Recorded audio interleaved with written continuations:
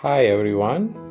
Today I want to share with you some simple steps that you can take to make your gardenia plant produce more buds and blooms. Gardenia is a plant native to tropical and subtropical regions such as Asia and Africa. So, this plant thrives well in a warm tropical-like climate. If you want this plant to bloom any time of the year, the weather where you are growing this plant must be similar to tropical or subtropical countries. In a cooler climate region, this plant will likely to bloom only in spring and will not bloom throughout the year. As far as my experience growing this plant, you don't have to worry about low humidity. It's always hot here except during rainy seasons. Low humidity never caused this plant's bud to drop or fail to bloom. I'm saying this based on my own experience growing this plant outside under the direct scorching sunlight of tropical climate. I grow this plant directly on the ground as well as in the pot. For those that I am growing on the ground, I am not worried about overwatering or water drainage. If you are growing in pot, make sure the soil is well draining and the pot has sufficient holes to release the excess water. Just like for any other plants, too much water in the soil can cause the root to rot. Make sure the soil is moist but not soggy. You can put mulch on the top surrounding the plant to maintain the moisture.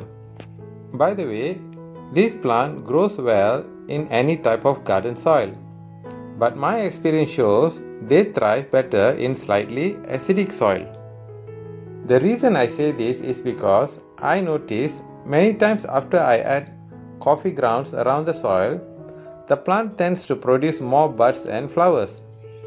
Coffee grounds are known to increase soil acidic level, so I think this is the reason it is producing more buds and flowers.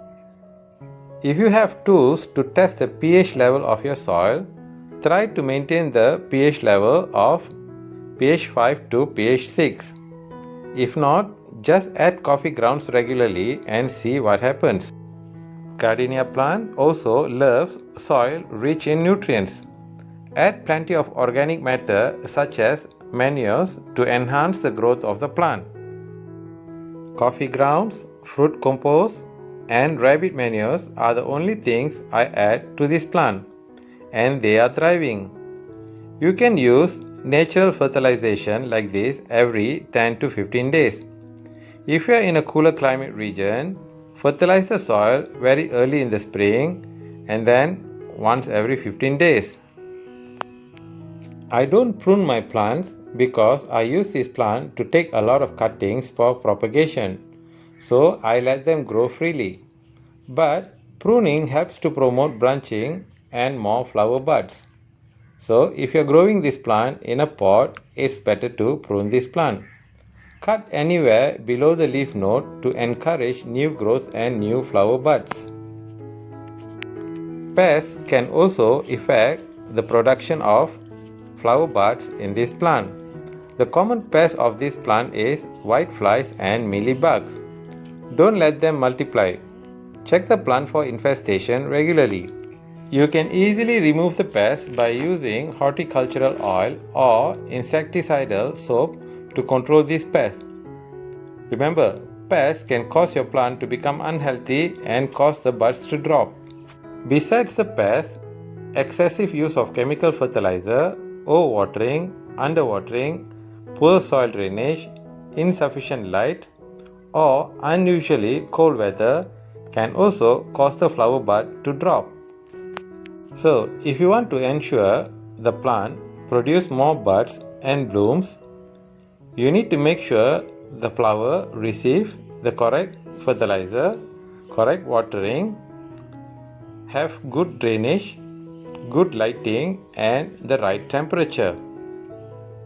If you do this, I am sure the plant will produce flower buds and give the most beautiful aromatic flower ever. Try what I've shared here and let me know. Hope your plant produces a lot of flowers for you soon. Well, that's all for now everyone. Thank you so much for watching. Stay safe and goodbye.